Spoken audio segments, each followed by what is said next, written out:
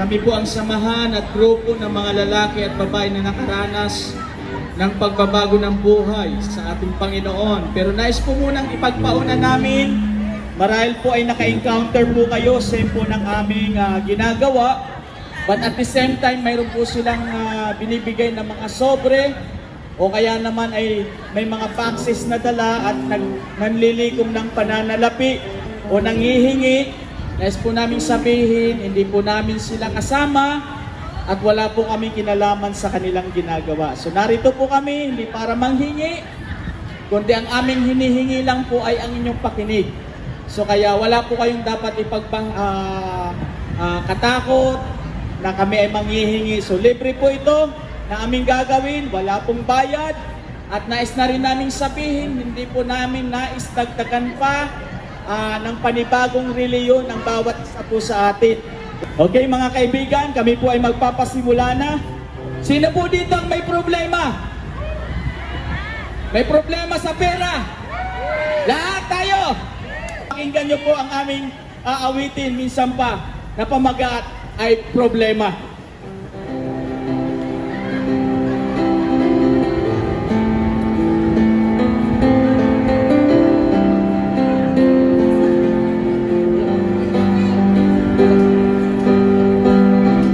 Lagi kang nagreklamo, kahit kanino, bakit ba mainit ang iyong ulo?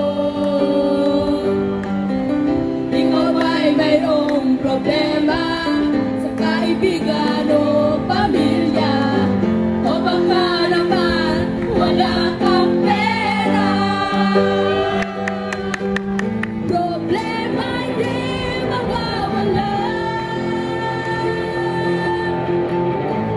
Lagi kang nagwawala. Kuminang ka, kaya may magagawa. Problema ay malulutas. Pag-isipan mo't malulutas. Matapos ka, gaganap yung bukas.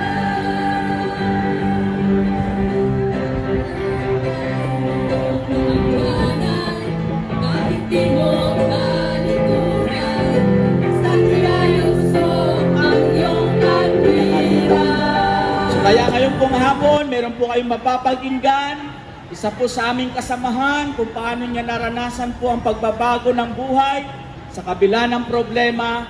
Ngunit salamat sa Diyos, naranasan niya ang katugunan ng Panginoon. Si Marisa Francisco, dati po ang aking buhay nung ako po'y wala pang tunay na pagkakilala sa Panginoon. Ako po ay naghahanap ng kasiyahan, kaligayahan, at higit sa lahat, meron po akong hinahanap dito sa aking kalputuran ng aking puso. Kaya po ito ay aking ginawa sa pamamagitan ng barkada at pakikipag-inuman at overnight sa pagsiswimming.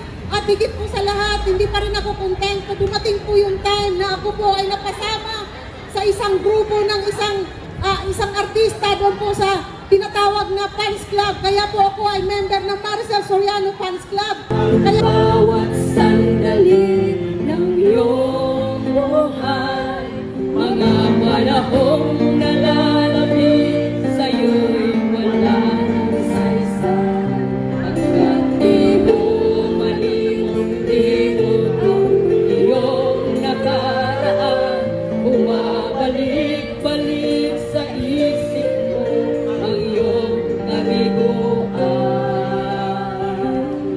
Hahayaan mo na lamang ba tapusin ka ng kahapon at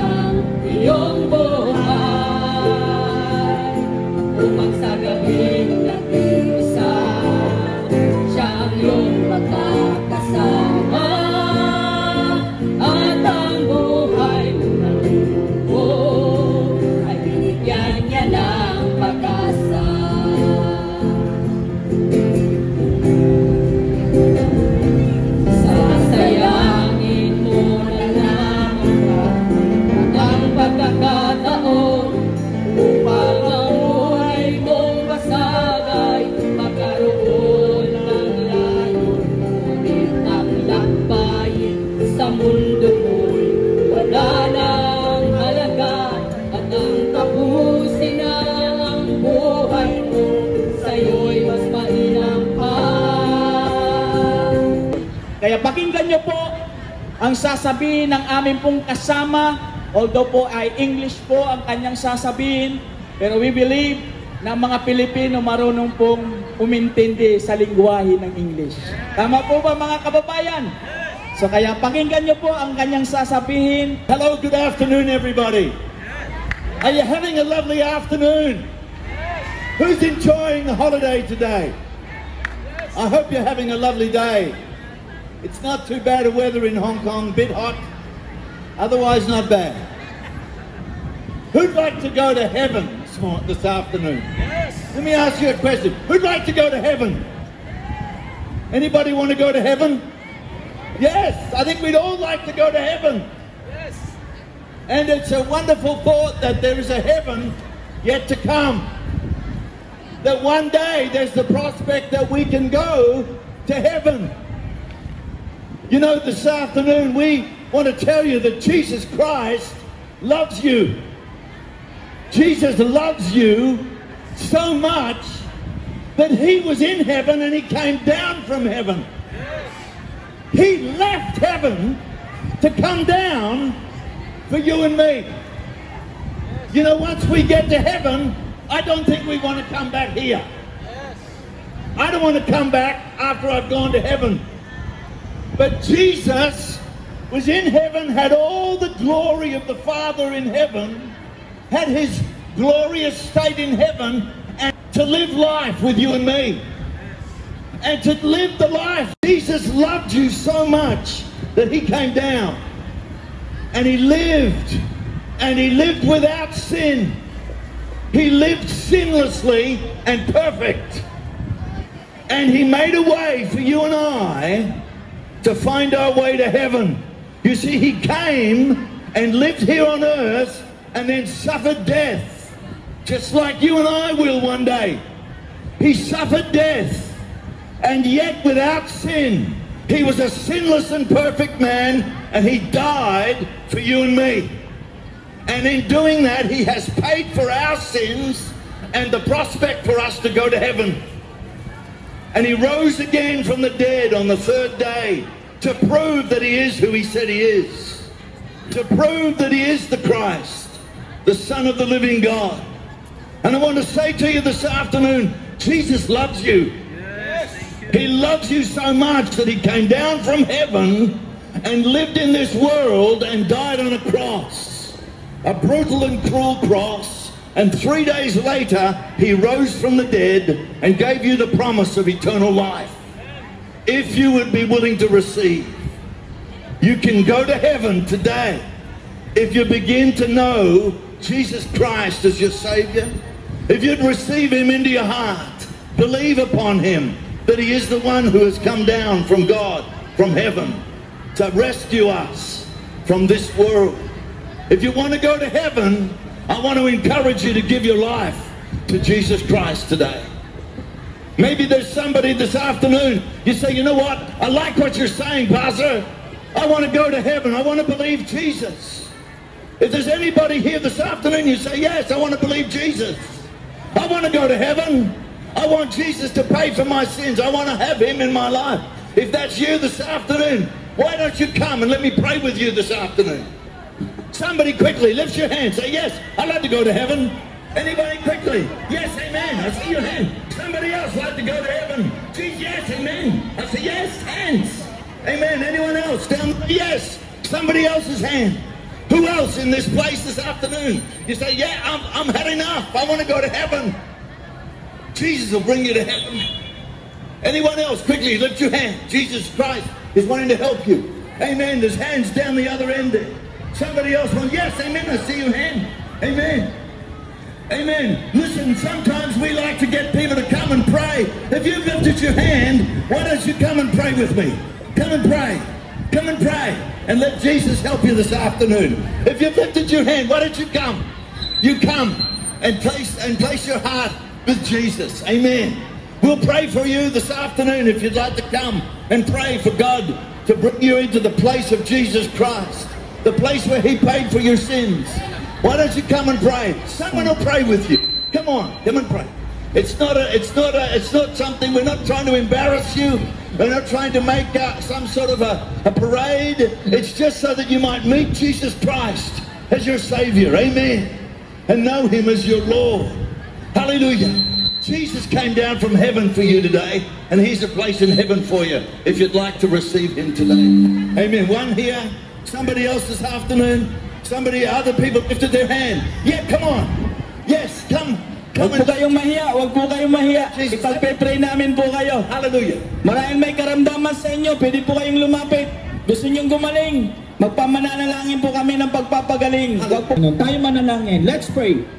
Panginoong Isus, marami pong salamat sa iyong pag-ibig na ginawa sa krus upang ako ay tumanggap ng kaligtasan. Naunawaan ko na ako'y nagkasala at itong dahilan upang ako'y mapahamak. Kaya mula ngayon, ano man ang aking pagkukulang, mula nang ako'y magkaisip, hanggang sa kasalukuyang ito, patawarin niyo po ako. Muli, tinatanggap kita bilang aking Panginoon at tagapagligtas ng aking buhay. Mula ngayon, isulat mo ang aking pangalan sa aklat ng buhay upang kung isang araw kunin mo ako, nais kong makasama ka sa langit. Mula ngayon, sa iyo ko pinagkakatiwala ang aking buhay. Tulungan niyo po ako na maranasan ang iyong kagandahang loob. Minsan pa, sa iyo ko pinagkakatiwala ang aking buhay. Ito ang aking panalangin sa pangalan ni Jesus. Amen. Anong sakit ang di niya pinagaling? Anong problema ang di niya binigyan ng katugunan? Di ba mula lahat ay diligid sa Kanya? Kaya huwag mabahala, hindi tayo kailan may bibiguin at di pababayaan ng Diyos. Praise God, isang magandang hapon po sa bawat isa nakakarinig ng tinig na ito. Let's ko lang bahagi ang kabutihan ng Diyos na ginawa niya sa aking buhay. Bilang isa pong kabataan noon, nakaranas po ako ng mga bagay na ginagawa ng isang kabataan. Dahil po nga ako po mga magulang, sila po ay mag-iinom. So bilang isa pong anak, sabi nga kung anong puno siya po ang bunga. So naranasan ko po ang mga bagay na yun na akala ko po isang pangkaraniwan lang sa isang kabataan.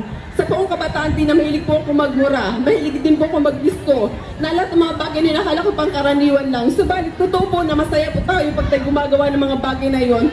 Subalit pag po tayo nag-iisa na maranasan po natin ang emptiness sa ating buhay na parang kulang, nakapalag-iisa ka na. Lord, bakit ganito ang buhay ko? At isa din pa akong magulangin noon. O hanggang ngayon, na ako po'y nakaranas ng kagalingan. Isa pa akong magulangin na na-diagnose po ng cancer sa matres. Subalit salamat po sa Panginoon na binigyan niya po ako ng kagalingan. Nakakala ko po noong 2000, hindi na po ako makakapag-abroad. Subalit hanggang ngayon po, salamat po na ang Diyos po ay dyan po nagbigay po ng kagalingan sa aking buhay. Ako po'y buhay na patotoo. Kaya ang hamon ko po sa bawat isa kung kayo po may karamdaman, problema sa inyong buhay, lumapit po tayo sa Panginoon at wala pong imposible sa Panginoon. Lang po sa Diyos po ang pabori.